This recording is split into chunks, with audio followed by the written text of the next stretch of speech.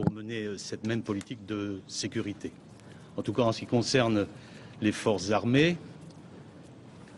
aujourd'hui, l'opération Sentinelle se poursuit à 10 000 hommes sur le territoire national en relation étroite avec le ministre de l'Intérieur et les forces de sécurité intérieure.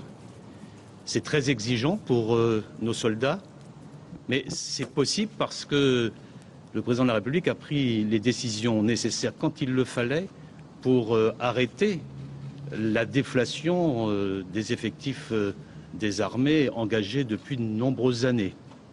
Et c'est le fait d'avoir mis un point d'arrêt à cette déflation qui permet aujourd'hui à nos soldats d'être présents sur le territoire national.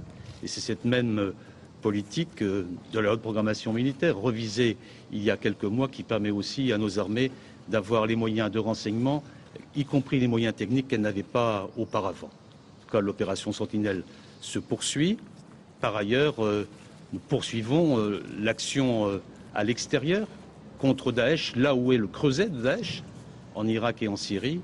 Et nos forces continuent à frapper. Elles l'ont fait avant-hier, elles l'ont fait encore cette nuit pour contribuer dans la coalition à éradiquer définitivement ce cancer de Daesh.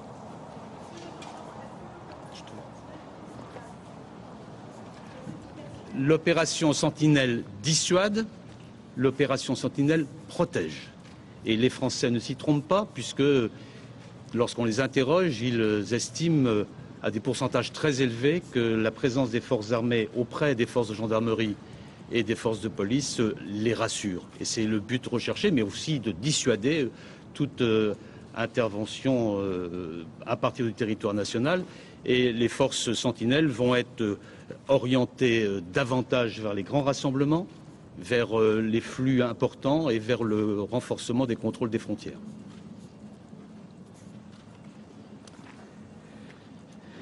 Le Conseil de défense a été l'occasion pour le président de la République de rappeler le deuil auquel le pays est confronté, d'évoquer l'immense chagrin des Français et face à cette situation de rappeler l'obligation de recueillement, de rassemblement du pays, mais aussi, pour ceux qui ont une parole publique, l'obligation de dignité et de vérité.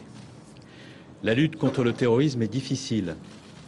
Nous sommes face à une menace protéiforme qui peut conduire des commandos situés à l'étranger à venir sur le territoire européen après s'être dissimulés. Je rappelle que Daesh a récupéré des milliers de passeports vierges en Irak, en Syrie, et s'est doté d'une véritable usine de fabrication de faux documents. Les messages appelant et provoquant au terrorisme diffusés par Daesh peuvent conduire aussi des individus qui ne sont pas connus des services de renseignement à passer à l'acte. C'est ce qui s'est passé visiblement à Nice. Et puis, il y a aussi l'activité de filières situées sur le territoire national, mais aussi en Europe, et qui peuvent conduire certains de nos ressortissants vulnérables à aller sur le théâtre des opérations terroristes et à revenir pour frapper. Cette menace, jamais la France ne s'y est trouvée confrontée au niveau qui prévaut aujourd'hui. Et alors que beaucoup d'emplois avaient été supprimés, près de 12 500, dans les forces de sécurité intérieure, et que les services de renseignement, notamment le renseignement territorial, avaient été affaiblis par la réforme de 2008, regardant lucidement cette menace, nous avons décidé de rehausser, dans les armées comme dans les services du ministère de l'Intérieur, la totalité de nos moyens. Ce sont 9 000 emplois qui ont été créés pendant le quinquennat dans les services de police, dans la gendarmerie, dans les services de renseignement. Nous avons voté 3 lois antiterroristes qui ont permis de doter notre pays d'un arsenal dont il ne disposait pas, allant de l'interdiction des sites qui appellent et provoquent au terrorisme, donnant des moyens d'enquête sur Internet dont ne disposaient pas les services, permettant d'interdire du territoire national ceux qui sont sur le théâtre des opérations terroristes et qui ont la double nationalité dès lors qu'ils veulent revenir, permettant de durcir les peines susceptibles d'être appliquées aux terroristes lorsqu'ils commettent leurs actes abjects, je pense notamment à la perpétuité et au durcissement du contrôle judiciaire, permettant la mobilisation de nouvelles techniques d'enquête.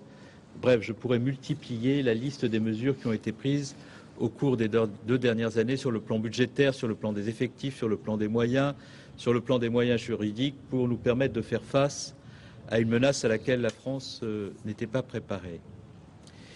Mais bien entendu, l'ensemble des moyens que nous mobilisons face à des terroristes qui veulent frapper l'Europe et la France ne garantissent pas le risque zéro.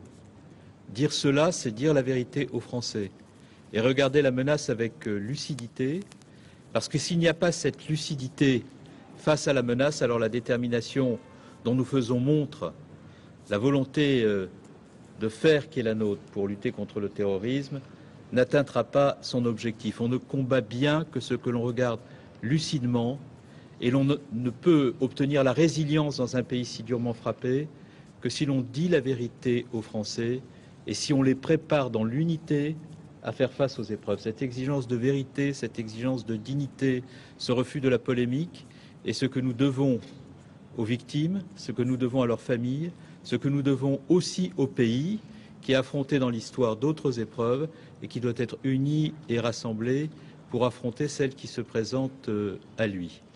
Nous avons aussi, à l'occasion de ce Conseil de défense, précisé les mesures que nous mettons en œuvre immédiatement.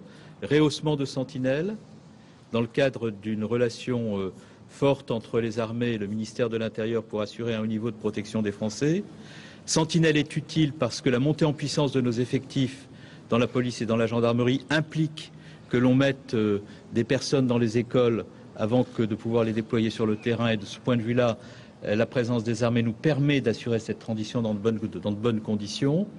Nous avons également décidé de rehausser sensiblement le niveau de la réserve opérationnelle de niveau 1 de la gendarmerie. La période estivale le permet parce que ceux que nous mobilisons ne sont pas sur leur lieu de travail, nous ne pouvions pas le faire avant.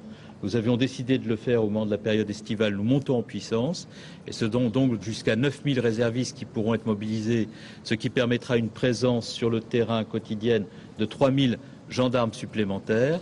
Et nous consacrons ces forces de sentinelle et de la réserve opérationnelle, ainsi que l'ensemble des moyens des forces de police et de gendarmerie, à la sécurisation des lieux touristiques, à la sécurisation des plages, à la sécurisation des grandes manifestations estivales, qu'elles soient culturelles ou sportives, en faisant en sorte qu'il y ait des patrouilles dynamiques qui puissent circuler sur le territoire national de manière à assurer un haut niveau de protection des Français. Merci à vous. Merci.